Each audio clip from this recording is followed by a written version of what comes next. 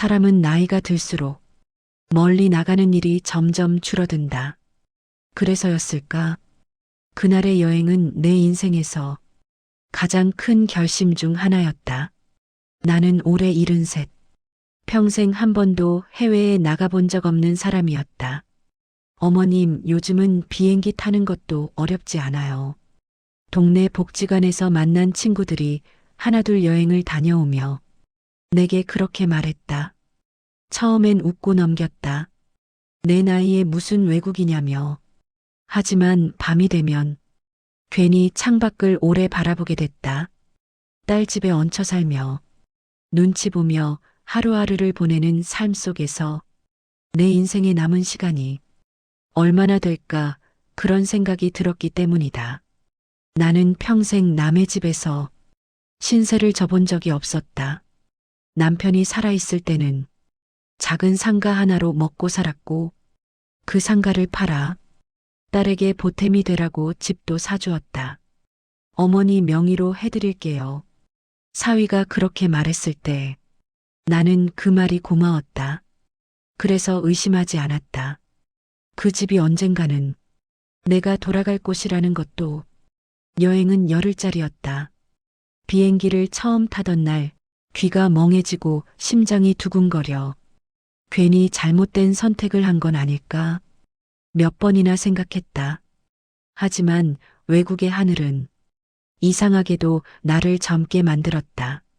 같은 또래의 노인들이 천천히 걷고 웃고 사진을 찍는 모습을 보며 나는 처음으로 나도 아직 살아있구나 그런 생각을 했다. 열흘 후 한국에 돌아왔다. 공항에서 택시를 타고 딸네 집 앞에 도착했을 때 시간은 저녁 8시였다. 초인종을 눌렀다. 한 번, 두 번, 아무 소리도 나지 않았다. 휴대폰을 꺼내 딸에게 전화를 걸었다. 연결음이 길게 울리다. 뚝 끊어졌다. 아마 샤워 중이겠지. 나는 그렇게 생각하며 다시 초인종을 눌렀다. 그때였다. 문 안쪽에서 찰칵 하는 소리가 분명히 들렸다. 문이 잠겼다. 방금 전까지 열려있던 도어락이 내 눈앞에서 잠긴 것이다. 나는 문 앞에 서서 한참을 움직이지 못했다. 잠시 후 문 너머에서 사위의 목소리가 들렸다. 어머니, 오늘은 들어오시면 안 될 것 같습니다. 그 말 한마디가 내 귀를 의심하게 만들었다. 뭐라 했나? 내가 다시 묻자 사위는 문을 열지 않은 채 차분하게 말했다. 여행 다녀오셨잖아요. 요즘 외국 다녀오면 집안에 좀 불편해서요. 그 말 속에는 핑계와 계산이 너무도 선명하게 섞여 있었다. 나는 캐리어 손잡이를 쥔 채 그 문 앞에 서 있었다. 그 집이 내 돈으로 산 집이라는 사실이 그 순간만큼은 아무 의미가 없었다. 사위는 말했다. 근처 모텔이라도 하루 이틀 계셨다가 다시 이야기하시죠. 그날 밤 나는 딸 집 문 앞에서 짐을 끌고 돌아섰다. 캐리어 바퀴 소리가 유난히 크게 들렸다. 사람들 눈이 왜 그렇게 따갑게 느껴졌는지 그날 밤 나는 처음으로 깨달았다. 이 집은 더 이상 내 집이 아니구나. 그러나 그때는 몰랐다. 이 문 하나가 내 인생의 방향을 완전히 바꾸게 될 줄은. 그리고 사위가 가장 두려워하게 될 선택을 내가 하게 될 줄은. 그날 밤 나는 집 근처 작은 모텔에서 혼자 잠을 잤다. 침대는 푹신했지만 잠은 오지 않았다. 천장을 바라보며 밤새 같은 생각만 되풀이했다. 설마 정말 설마겠지. 딸이 모를 리 없다고 사위 혼자 결정했을 거라고. 나는 애써 그렇게 믿었다. 아침이 밝자마자 나는 딸에게 전화를 걸었다. 한 번, 두 번, 세 번 받지 않았다. 문자를 보냈다.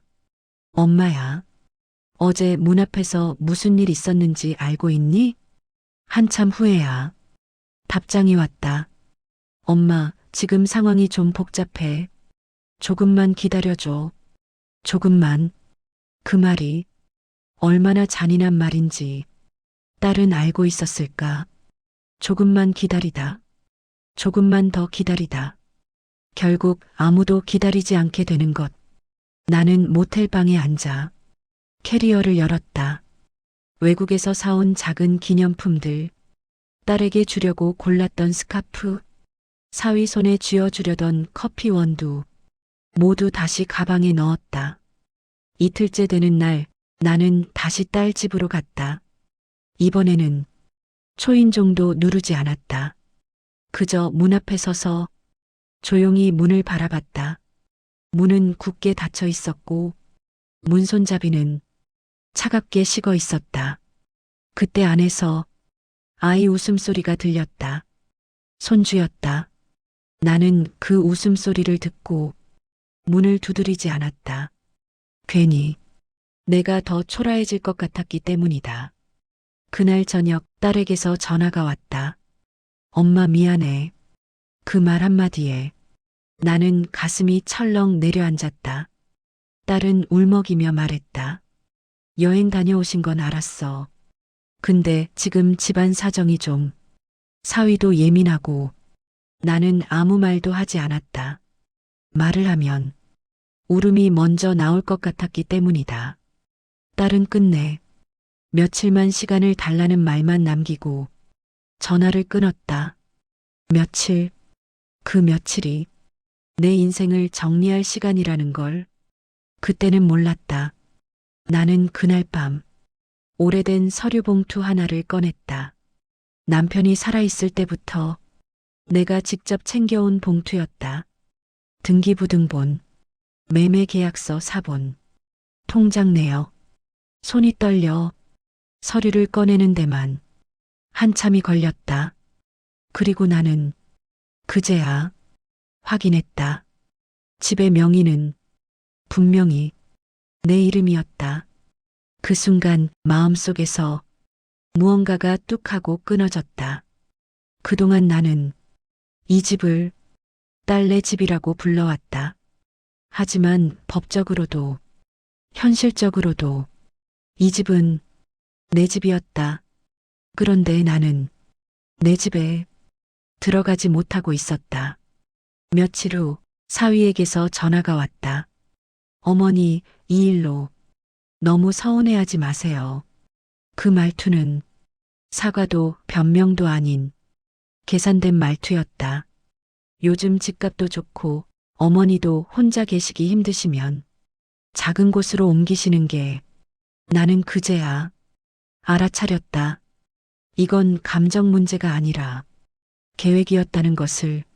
전화를 끊고 나는 한참을 앉아 있었다.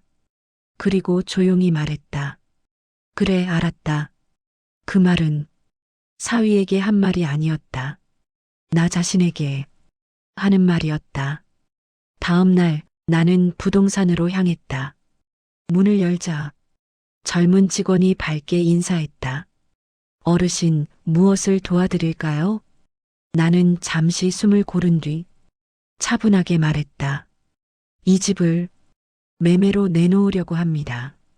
그날 나는 더 이상 문 앞에서 기다리는 사람이 아니었다. 그리고 아직 아무도 몰랐다. 이 선택이 얼마나 조용하고 단단한 파장이 되어 딸과 사위의 삶을 흔들게 될지를. 부동산에서 나오자 햇빛이 유난히 밝았다. 나는 잠시 걸음을 멈추고 하늘을 올려다봤다. 마치 아무 일도 없었다는 듯 세상은 너무도 평온했다. 그 평온함이 조금은 서러웠다. 중개사는 내게 집 시세를 차분히 설명했다. 요즘 이 동네가 많이 올랐습니다, 어르신. 나는 고개를 끄덕였다. 얼마가 되든 이미 내 마음은 돈에서 멀어져 있었다. 내가 사고 싶었던 건 존중이었고 내가 팔고 싶었던 건 관계였다. 매물로 나온 지 사흘째 되는 날 사위에게 전화가 왔다. 어머니, 집을 내놓으셨다면서요? 그 목소리는 당황을 숨기려다 실패한 사람의 것이었다. 네. 나는 짧게 대답했다. 왜 그런 말씀을 미리 안 하셨습니까? 나는 웃지도 화내지도 않았다. 말할 기회가 있었나? 그날 저녁 딸에게서 전화가 왔다. 이번에는 침묵이 길었다. 엄마, 진짜 집 파실 거야? 그 말 속에는 믿지 못하겠다는 기색과 두려움이 섞여 있었다. 그래. 내 대답은 놀랄 만큼 차분했다. 딸은 울음을 터뜨렸다. 그럼 우리 어디로 가? 그 말을 듣는 순간 내 가슴이 한 번 더 내려앉았다. 하지만 나는 끝내 이렇게 말했다. 그건 엄마가 정해줄 일이 아니야. 며칠 후 집을 보러 온 사람들이 들락거렸다. 나는 일부러 그 시간에 집에 가지 않았다. 문 앞에서 괜히 또 서 있고 싶지 않았기 때문이다. 그러던 어느 날 사위가 직접 찾아왔다. 이번엔 문을 열어줬다. 어머니, 그동안 오해가 좀. 그의 말은 끝까지 가지 못했다. 나는 소파에 앉은 채 그를 바라봤다. 사위야. 그 이름을 처음으로 정식으로 불렀다. 문을 잠근 날, 그날로 우리는 이미 많이 멀어졌어. 사위는 아무 말도 하지 못했다. 그날 밤 집 앞에서 딸과 사위가 크게 다퉜다는 소문이 이웃을 통해 들려왔다. 나는 그 소문을 듣고도 아무 말하지 않았다. 이미 말로 할 수 있는 일은 지나갔기 때문이다. 계약은 생각보다 빨리 이루어졌다. 중개사는 계약서를 내밀며 말했다. 어르신, 결정 잘하셨습니다. 나는 펜을 쥔 손에 힘을 주었다. 그리고 천천히 내 이름을 적었다. 그날 밤 딸에게서 메시지가 왔다. 엄마, 그날 문 잠근 거 내가 막지 못해서 미안해. 나는 한참을 바라보다 짧게 답했다. 알아. 그 두 글자에는 용서도 비난도 담지 않았다.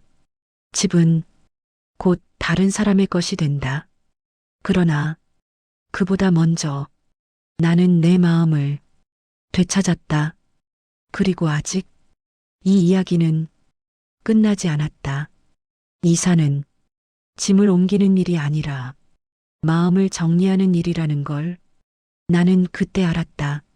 상자를 하나 꺼내 물건을 담기 시작했지만 손은 자꾸 멈췄다. 사진 한 장, 깨진 테두리의 액자, 남편과 함께 찍은 마지막 가족 사진. 나는 사진을 한참 바라보다 조심히 상자 바닥에 눕혀 넣었다. 이 집에서 나는 손주를 안았다. 이 집에서 딸의 한숨을 들었고 사위의 목소리를 들었다. 그리고 이 집에서 나는 문 앞에 서 있었다. 그날 이후 이 집은 나에게 집이 아니라 기억이 되었다. 이사 날짜가 정해졌다는 소식이 퍼지자 사위가 다시 전화를 걸어왔다. 이번에는 목소리가 많이 낮아져 있었다. 어머니, 잠깐만 이야기 나눌 수 있을까요? 나는 잠시 망설이다. 짧게 대답했다. 말해. 사위는 천천히 숨을 고르며 말했다. 그날은 제가 너무 경솔했습니다. 그 말은 사과처럼 들렸지만 끝이 없었다. 집을 파시면 저희도 곤란해지고 나는 그제야 그의 말이 어디로 향하는지 알아차렸다. 나는 조용히 말했다. 사위야, 그는 숨을 멈췄다. 그날 밤 내가 문 앞에 서 있었을 때 내가 한 번이라도 문을 열까 망설였니? 전화기 너머에서 아무 소리도 들리지 않았다. 나는 더 말하지 않았다. 말이 필요 없는 대답이 이미 돌아왔기 때문이다. 딸은 이사 전날 밤에야 나를 찾아왔다. 눈은 퉁퉁 부어 있었고 손은 계속 떨리고 있었다. 엄마, 그 한마디에 나는 가슴이 먹먹해졌다. 딸은 내 앞에 앉아 고개를 숙였다. 엄마가 그렇게 문 앞에 서 있었던 거 나도 알았어. 나는 말없이 딸을 바라봤다. 근데 그때 아무 말도 못했어. 그 말은 고백이었고 변명이었고 후회였다. 나는 딸의 손을 살며시 잡았다. 사람은 다 자기 자리에서 선택을 해. 딸은 고개를 들었다. 엄마는 내 선택을 받고 그래서 내 선택을 한 거야. 딸은 울었다. 어릴 때처럼 소리내어 울었다. 나는 그 울음을 막지 않았다. 이미 너무 늦은 울음은 막는다고 멈추지 않기 때문이다. 이사 당일 집은 텅 비었다. 가구가 빠져나간 자리마다 바닥이 더 밝아 보였다. 나는 마지막으로 집안을 천천히 둘러봤다. 그리고 현관문 앞에 섰다. 나는 문을 열고 밖으로 나왔다. 이번에는 아무도 문을 잠그지 않았다. 차에 오르기 전 나는 뒤돌아보지 않았다. 뒤돌아보는 순간 사람은 다시 그 자리에 묶이기 때문이다. 나는 앞으로 갈 집이 아니라 앞으로 갈 시간을 선택했다. 새로 이사한 집은 예전 집의 절반도 되지 않았다. 방 하나, 작은 거실, 햇볕이 잘 드는 창문 하나. 하지만 문을 열고 들어서는 순간 나는 숨이 편해졌다. 이번 집은 누구의 눈치도 필요 없는 집이었다. 첫날 밤 나는 불을 켜지 않고 창가에 앉아 있었다. 가로등 불빛이 커튼 사이로 스며들었다. 낯선 동네의 소리, 낯선 발자국, 낯선 공기. 그 모든 낯설미. 이상하게도 두렵지 않았다. 아침이 되자 나는 가장 먼저 현관문을 열어봤다. 문은 아무 소리 없이 부드럽게 열렸다. 그 단순한 사실에 가슴이 먹먹해졌다. 이사 후 며칠 동안 딸에게서 연락은 오지 않았다. 나는 조급해하지 않았다. 사람마다 후회를 꺼내는 속도가 다르다는 걸 이제는 알기 때문이다. 대신 나는 내 하루를 만들었다. 아침에 일어나 차를 끓이고 천천히 신문을 읽고 동네를 한 바퀴 걷고 누군가에게 다녀오겠습니다. 말하지 않아도 되는 하루. 복지관에 다시 나갔을 때 사람들이 물었다. 여행은 좋으셨어요? 나는 웃으며 대답했다. 여행보다 돌아온 뒤가 더 좋았어요. 그 말의 뜻을 아무도 몰랐지만 나는 충분했다. 어느 날 오후 딸에게서 메시지가 왔다. 엄마, 커피 한 잔 같이 마실 수 있을까? 나는 잠시 휴대폰을 내려놓고 창밖을 바라봤다. 그리고 짧게 답했다. 그래. 카페에서 만난 딸은 예전보다 조금 작아 보였다. 말수가 적었고 눈을 자주 피했다. 나는 먼저 묻지 않았다. 기다리는 법을 나는 이미 배웠다. 한참 후 딸이 말했다. 엄마 집 생각보다 좋다. 나는 고개를 끄덕였다. 작으면 마음이 커져. 딸은 그 말의 뜻을 곧바로 이해하지는 못했지만 고개를 숙였다. 딸은 끝내 사위 이야기를 꺼내지 않았다. 나도 묻지 않았다. 어떤 관계는 이야기하지 않음으로써 유지되는 법이 있기 때문이다.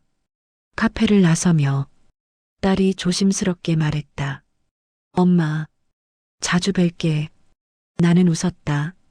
그래, 올 땐 미리 연락하고 집을 팔고 이사를 한 것이 내 인생의 끝은 아니었다. 오히려 그날 문 앞에서 돌아서던 순간이 새로운 시작이었다.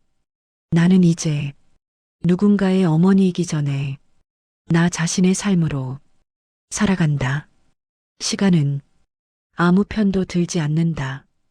그저 사람이 한 선택 위를 조용히 지나갈 뿐이다.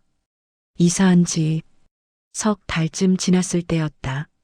나는 어느새 이 동네 사람처럼 걷고 있었다. 시장 상인들은 내 얼굴을 기억했고 약국에서는 내 이름을 불러줬다. 어머니, 혈압약 드셨어요? 그 질문 하나가 그날 하루를 단단하게 만들어 주었다. 어느 날 딸에게서 전화가 왔다. 이번엔 목소리가 조금 달라져 있었다. 엄마, 집 얘기 좀 해도 될까? 나는 잠시 숨을 고르고 대답했다. 말해. 딸은 한참을 망설이다가 말했다. 그 집, 우리 이제 나가야 할 것 같아. 그 말은 울음도 분노도 없이 그저 사실처럼 흘러나왔다. 사위의 일이 잘 풀리지 않았다는 것도, 대출 이야기가 현실이 되었다는 것도 나는 자세히 묻지 않았다.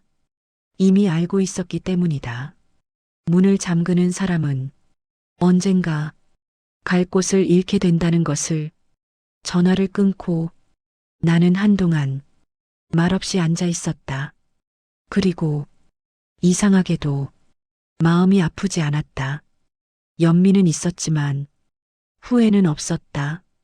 며칠 뒤 사위에게서 처음으로 문자가 왔다. 어머니, 그땐 정말 죄송했습니다. 짧은 문장이었지만 그 안에는 늦은 깨달음이 꽉 차 있었다. 나는 답장을 바로 하지 않았다. 사과는 받아주는 사람이 아니라 건네는 사람이 끝까지 책임져야 하는 말이기 때문이다. 하루가 지나서야 나는 이렇게 보냈다.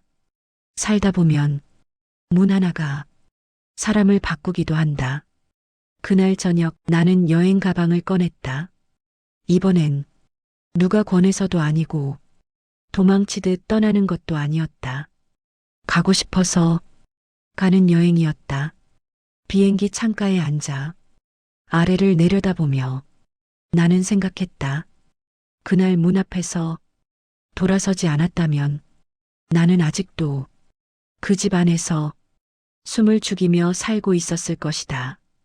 여행지에서 나는 천천히 걸었다. 아무도 내 나이를 묻지 않았고 아무도 내 사정을 궁금해하지 않았다. 그 자유로움이 낯설지 않았다. 여행 마지막 날 밤 나는 혼잣말처럼 이렇게 말했다. 잘 왔다. 그 말은 이 여행에게가 아니라 그날 문 앞에서 돌아선 나 자신에게 하는 말이었다. 어떤 집은 지붕이 있어서 집이 아니라 존중이 있어서 집이 된다. 나는 그걸 너무 늦게 배웠지만 그래도 배우고 나왔다. 그리고 이제 내 인생의 문은 내가 연다. 어느새 이사한 지도 1년이 다 되어갔다. 계절이 한 바퀴 도는 동안 내 삶도 제자리를 찾았다. 아침에 눈을 뜨면 오늘 할 일이 내 것이었다. 나는 복지관에서 작은 모임을 시작했다. 차를 마시며 서로의 이야기를 듣는 자리였다. 처음엔 다들 말이 없었다. 그러다 누군가 한숨을 쉬듯 이야기를 꺼냈다. 딸 집에 살다 보니 제가 점점 작아지는 것 같아요. 그 말을 듣는 순간 나는 그날의 문이 떠올랐다. 그래서 천천히 내 이야기를 꺼냈다. 외국 여행에서 돌아온 날 문이 잠겼던 이야기. 아무도 중간에 말을 끊지 않았다. 이야기가 끝나자 한 아주머니가 말했다. 어머님, 그때 무섭지 않으셨어요? 나는 잠시 생각하다 대답했다. 무서웠죠. 근데 더 무서운 건 그 문 안에 계속 사는 거였어요. 그날 이후 사람들은 나를 말해주는 사람으로 불렀다. 조언을 하지 않아도 이야기 하나가 누군가를 살게 한다는 걸 나는 처음 알았다. 딸과는 일주일에 한 번 식사를 했다. 예전처럼 살갑지는 않았지만 서로의 경계를 존중하는 사이가 되었다.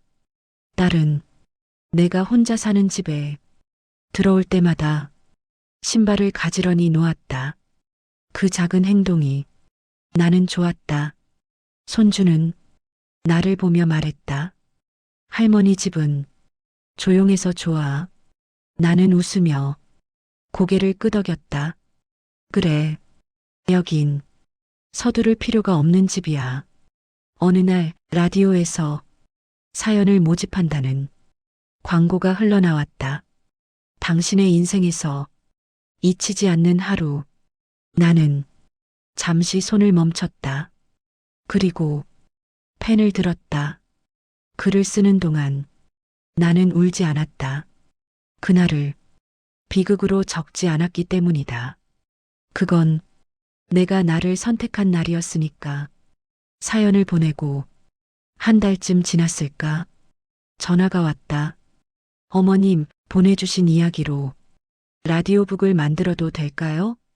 나는 잠시 눈을 감았다. 그리고 대답했다. 그러세요. 이 이야기는 복수가 아니다. 후회도 아니다. 그저 한 사람이 자기 삶의 문을 다시 여는 이야기다. 라디오에서 내 이야기가 흘러나오던 날 나는 부엌에서 국을 끓이고 있었다. 라디오 진행자의 목소리는 차분했고 내 이름은 나오지 않았다. 그저 한 할머니의 사연입니다. 그렇게 시작했다. 외국 여행에서 돌아온 날 문이 잠겼던 이야기. 문 앞에 서서 캐리어를 붙잡고 있던 밤. 그리고 그 문에서 돌아서던 순간 내 이야기였지만 이상하게도 조금 떨어진 사람의 이야기처럼 들렸다. 라디오가 끝날 즈음 진행자가 말했다. 이 사연을 보내주신 어르신께 감사드립니다. 많은 분들이 자기 삶의 문을 다시 생각해보는 계기가 되길 바랍니다. 나는 불을 끄고 식탁에 앉았다. 국은 조금 식어 있었다. 그날 오후 딸에게서 전화가 왔다. 엄마, 라디오 들었어. 목소리가 조금 떨리고 있었다.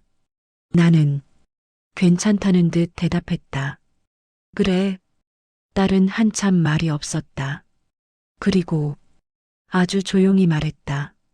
그날 엄마가 문 앞에 서 있었던 거 나는 평생 잊지 못할 것 같아. 나는 그 말에 아무 대답도 하지 않았다. 이미 내가 들을 수 있는 말은 다 들었기 때문이다. 며칠 뒤 나는 딸 집 근처를 지나가게 되었다. 예전 집이었다. 이제는 전혀 다른 사람이 살고 있는 집. 나는 무심코 그 집 앞에 섰다. 문 앞에 서자 그날 밤의 공기가 잠시 스쳤다.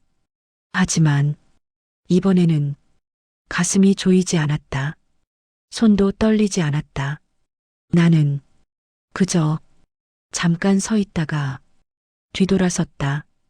집으로 돌아와 내 집 문 앞에 섰다.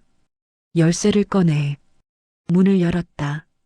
문은 아무 말도 없이 나를 받아들였다.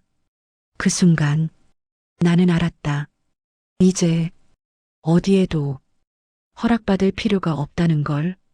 나는 차를 끓여 창가에 앉았다.